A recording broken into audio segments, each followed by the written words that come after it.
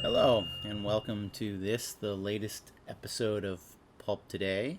Haven't recorded one in a while. I'm glad that I'm getting back to it now. This young lady, Elvira's been keeping me a little busy, as have other concerns like, pandemics and whatnot. But I am back at it now, and I hope to be recording some more new episodes coming up soon. Today, writers have a lot of grudges. So we'll be talking about some old grudges today. But one of the best things about having been the son of a prolific pulp fiction writer was his friends, his social group. One of his best friends was a gentleman named Robert Bloch, one of the smartest, funniest men I ever had the privilege to meet and become friends with. You may know him for a bunch of reasons. He wrote some pretty great episodes of Star Trek. My father showed me a letter once that I think led to the Cat's Paw episode of Star Trek, where Bloch said that he had written a Halloween episode for them so incredibly insane that there was no way in hell they were ever going to shoot it. And shoot it they did. Anyway, I'm referring, of course, to Robert Bloch, the author of Psycho, famously turned into a film by Alfred Hitchcock, who bought the book from him through a cutout so that Bloch would agree to be paid far less than he would have had he known that it was Alfred Hitchcock buying the book. Grudges, we all have them. But anyway, Bloch was a lovely guy, passed away, I want to say 20, 25 years ago now. The book is a revelation, even if you've seen the movie 100 times. It's a pretty great book, and I feel like the screenwriter of the movie has tried to take more credit for what's in that movie than perhaps he's due, because so much of what makes the movie indelible is in the book, including the character of Norman Bates. I find the changes made to Norman Bates to be a little bit of a giveaway. I'm going to read the entire first chapter, and you might see what I mean about... in the book, Norman Bates is described in a certain physical way that Alfred Hitchcock might have found uncomfortably close to home, and therefore Norman Bates becomes a young, skinny man. But I'd also like to say that, spoiler alert, there's a central twist to Psycho that has led to a giant societal change, really. Once upon a time, you used to wander into a movie theater whenever you felt like it, and maybe you'd see a movie from the beginning, maybe you wouldn't.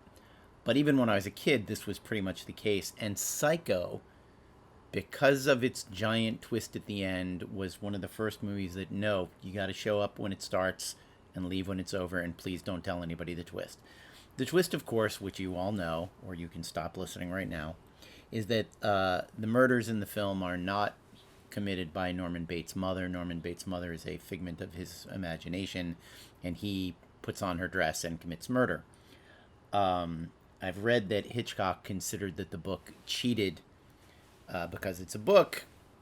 It can describe Norman Bates' mother doing and saying any number of things, which you then later realize were all in the head of the protagonist. I would say Hitchcock cheated just as much because Anthony Perkins does not do the voice of Mother. It's a different actress. So that's a little bit of a cheat too. But I'm going to read the first chapter, and to me, the thing to notice in the first chapter, knowing what's coming, is how many times Robert Bloch comes out and tells you she's not real, she's a figment of his imagination. Listen closely and you'll hear a dozen clues that Mother exists only in the mind of Norman Bates. Here we go. 1. Norman Bates heard the noise and a shock went through him. It sounded as though somebody was tapping on the window pane. He looked up hastily, half prepared to rise, and the book slid from his hands to his ample lap. Then he realized that the sound was merely rain, late afternoon rain, striking the parlor window. Norman hadn't less noticed the coming of the rain, nor the twilight. But it was quite dim here in the parlor now, and he reached over to switch on the lamp before resuming his reading. It was one of those old-fashioned table lamps, the kind with the ornate glass shade and the crystal fringe. Mother had had it ever since he could remember, and she refused to get rid of it. Norman didn't really object.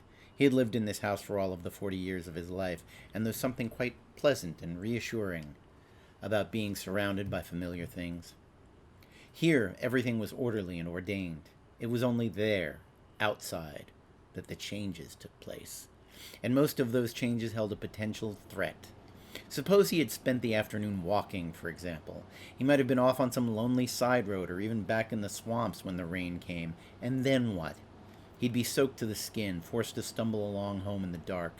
You could catch your death of cold that way. And besides, who wanted to be out in the dark? It was much nicer here in the parlor, under the lamp, with a good book for company. The light shone down on his plump face, reflected from his rimless glasses, bathed the pinkness of his scalp beneath the thinning, sandy hair, as he bent his head again to resume reading. It was a really fascinating book. No wonder he hadn't noticed how fast the time had passed. It was The Realm of the Incas by Victor W. von Hagen, and Norman had never before encountered such a wealth of curious information. For example, this description of the Cachua, or victory dance, where the warriors formed a great circle, moving and writhing like a snake. He read, "The drumbeat for this was usually performed on what had been the body of an enemy. The skin had been flayed and the belly stretched to form a drum, and the whole body acted as a sound box while the throbbings came out of the open mouth. Grotesque, but effective." Norman smiled, then allowed himself the luxury of a comfortable shiver. Grotesque, but effective. It certainly must have been. Imagine flaying a man alive properly, and then stretching his belly to use it as a drum. How did they actually go about doing that, curing and preserving the flesh of the corpse to prevent decay?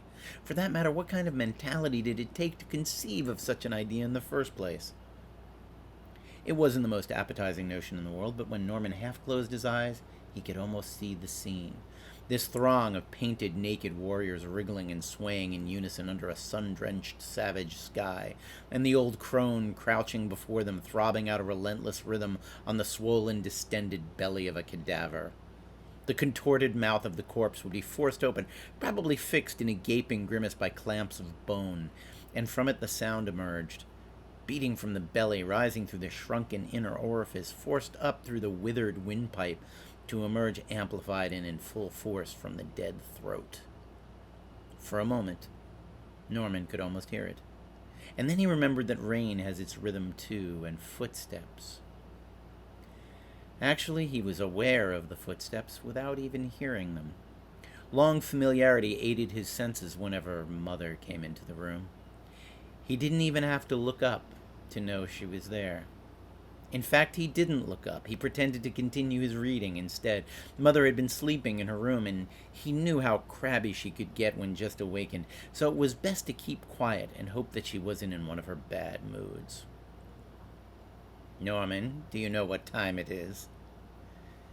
He sighed and closed the book. He could tell now that she was going to be difficult. The very question was a challenge. Mother had to pass the grandfather clock in the hall in order to come in here, and she could easily see what time it was. Still, no sense making an issue of it. Norman glanced down at his wristwatch, then smiled. "A little after 5, he said. "I actually didn't realize it was so late. I've been reading." "Don't you think I have eyes? I can see what you've been doing." She was over at the window now, staring out at the rain. "And I can see what you haven't been doing, too. Why didn't you turn the sign on when it got dark, and why aren't you up at the office where you belong?" "Well, it started to rain so hard, and I didn't expect there'd be any traffic in this kind of weather." "Nonsense. That's just the time you're likely to get some business. Lots of folks don't care to keep driving when it's raining." "But it isn't likely anybody would be coming this way. Everyone takes the new highway." Norman heard the bitterness creeping into his voice, felt it welling up into his throat until he could taste it, and tried to hold it back, but too late now. He had to vomit it out. I told you how it would be at the time when we got that advance tip that they were moving the highway. You could have sold the motel then, before there was a public announcement about the new road coming through. We could have bought all kinds of lands over there for a song closer to Fairville, too. We'd have a new motel, a new house, made some money. But you wouldn't listen. You never listen to me, do you? It's always what you want and what you think. You make me sick. Do I, boy? Mother's voice was deceptively gentle, but that didn't fool Norman. Not when she called him boy. 40 years old and she called him boy. That's how she treated him, too, which made it worse. If only he didn't have to listen. But he did. He knew he had to. He always had to listen. Do I, boy? She repeated even more softly. I make you sick, eh? Well, I think not. No, boy, I don't make you sick. You make yourself sick. That's the real reason you're still sitting over here on this side road, isn't it, Norman? Because the truth is that you haven't any gumption. Never had any gumption, did you, boy? Never had the gumption to leave home. Never had the gumption to go out and get yourself a job or join the army or even find yourself a girl. You wouldn't let me. That's right, Norman. I wouldn't let you. But if you were half a man, you'd have gone your own way. He wanted to shout out at her that she was wrong, but he couldn't, because the things she was saying were the things he had told himself over and over again all through the years. It was true. She'd always lain down the law to him, but that didn't mean he always had to obey. Mothers sometimes were overly possessive, but not all children allow themselves to be possessed. There had been other widows, other only sons, and not all of them became enmeshed in this sort of relationship. It was really his fault as much as hers, because he didn't have any gumption. You could have insisted, you know, she was saying. Suppose you'd gone out and found us a new location, then put the place up here up for sale. But no, all you did was whine, and I know why. You never fooled me for an instant. It's because you really didn't want to move. You've never wanted to leave this place, and you never will now, ever. You can't leave, can you? Any more than you can grow up. He couldn't look at her. Not when she said things like that. He couldn't. And there was nowhere else for him to look either. The beaded lamp, the heavy old overstuffed furniture, all the familiar objects in the room suddenly became hateful. Just because of long familiarity, like the furnishings of a prison cell. He stared out of the window. But that was no good either. Out there was the wind and the rain and the darkness. He knew there was no escape for him out there. No escape anywhere. From the voice that throbbed, the voice that drummed into his ears like that of the Inca corpse in the book, the drum of the dead. He clutched at the book now and tried to focus his eyes on it again, maybe if he ignored her and pretended to be calm. But it didn't work. Look at yourself, she was saying, the drum going boom, boom, boom, and the sound reverberating from the mangled mouth. I know why you didn't bother to switch on the sign. I know why you haven't even gone up to open the office tonight. You didn't really forget. It's just that you don't want anyone to come. You hope they don't come. All right, he muttered. I admit it. I hate running a motel. I always have. It's more than that, boy. There it was again. Boy, boy, boy, drumming away out of the jaws of death. You hate people. Because really you're afraid of them, aren't you? Always have been, ever since you were a little tyke. Rather snuggle up in a chair under the lamp and read. You did it 30 years ago and you're still doing it now, hiding away under the covers of a book. There's a lot worse things I could be doing. You always told me that yourself. At least I never went out and got into trouble. Isn't it better to improve my mind? Improve your mind. Ha! He could sense her standing behind him now, staring down. Call that improvement? You don't fool me, boy, not for a minute. Never have. It isn't as if you were reading the Bible, or even trying to get an education. I know the sort of thing you read. Trash, and worse than trash. This happens to be a history of the Inca civilization. I'll just bet it is. And I'll just bet it's crammed full with nasty bits about those dirty savages like the one you had about the South Seas. Oh, you didn't think I knew about that one, did you? Hiding it up in your room the way you hid all the others, those filthy things you used to read. Psychology isn't filthy, Mother. Psychology, he calls it. A lot you know about psychology. I'll never forget the time you talked so dirty to me. Never. To think that a son could come to his own mother and say such things. But I was only trying to explain something. It's what they call the Oedipus situation, and I thought if both of us could just look at the problem reasonably and try to understand it, maybe things would change for the better. Change, boy? Nothing's going to change. You can read all the books in the world and you'll still be the same. I don't need to listen to a lot of vile, obscene rigmarole to know what you are. Why, even an 8-year-old child could recognize it. They did, too. All your little playmates did, way back then. You're a mama's boy. That's what they called you, and that's what you were. Were, are, and always will be. A big, fat, overgrown mama's boy. It was deafening to him. The drumbeat of her words, the drumbeat in his own chest. The vileness in his mouth made him choke. In a moment he'd have to cry. Norman shook his head to think that she could still do this to him, even now. But she could, and she was, and she would, over and over again, unless... Unless what? God, could she read his mind? I know what you're thinking, Norman. I know all about you, boy. More than you dream. But I know that, too. What you dream. You're thinking that you'd like to kill me, aren't you, Norman? But you can't, because you haven't the gumption. I'm the one who has the strength. I've always had it, enough for both of us. That's why you'll never get rid of me, even if you really wanted to. Of course, deep down you don't want to. You need me, boy. That's the truth, isn't it? Norman stood up slowly. He didn't dare trust himself to turn and face her, not yet. He had to tell himself to be calm first, be very, very calm. Don't think about what she's saying. Try to face up to it. Try to remember. She's an old woman and not quite right in the head. If you keep on listening to her this way, you'll end up not quite right in the head either. Tell her to go back to her room and lie down. That's where she belongs. And she'd better go back there fast, because if she doesn't, this time you're going to strangle her with her own silver cord. He started to swing around, his mouth working, framing the phrases when the buzzer sounded. That was the signal. It meant somebody had driven in, up at the motel, and was ringing for service. Without even bothering to look back, Norman walked into the hall, took his raincoat from the hanger, and went out into the darkness. And that, my friends, is the first chapter of Psycho, written by the master, Robert Bloch. Did you catch all of the times he told you Mother wasn't real? Her reading his mind, the fact that Norman never looks at her, the fact that when she's talking to him, he says, well, these are just all of the things I tell myself.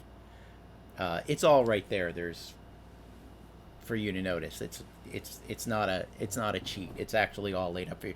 The fact that he describes the Inca beating a dead man's body as a drum and the sound coming out of his mouth, and he compares his mother's words to the sound being beaten by somebody else out of a corpse.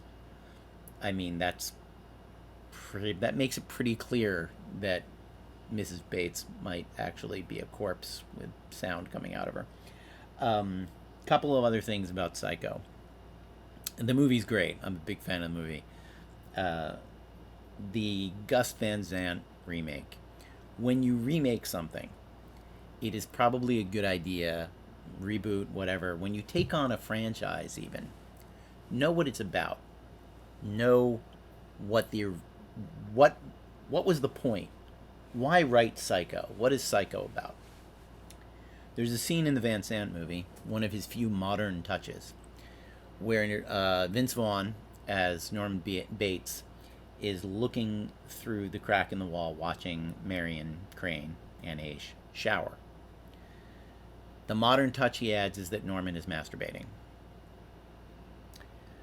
I gave up on the movie at that moment because Gus Van Sant doesn't know why he's making Psycho or why Psycho exists. Psycho is about sexual repression ultimately leading to madness and violence. If Norman Bates could masturbate, he would clean himself up, go to his room, and go to sleep. It is precisely because Norman has such a fraught relationship with sex, sees sex as evil and sexual feeling as evil, that he has to destroy the object of his lust. To add that touch, that quote unquote modern touch, to Psycho is to demonstrate that you don't actually know what the story is about, and that the story is about sexual repression. I would also point out, getting back to Grudges, that in his shot-for-shot remake, where everything was painstakingly recreated exactly as it was, one thing that wasn't recreated was Robert Bloch's opening credits title, which was buried in the end credits of the movie for some reason. That angered me probably more than I can say, and probably more than is rational. But honor the people who create the things that you work on. When you are lucky enough to find yourself continuing or recreating the work of one of the masters, tip your hat. Tip it with great respect. And don't bury their name as deep as you possibly can in the end credits somewhere. That's today's lesson, and I hope you enjoyed the book. The copy I have is a movie copy that I think I got at the lovely paperback fair that we have out here once a year. I think it's in Glendale these days, Eagle Rock, I can't remember.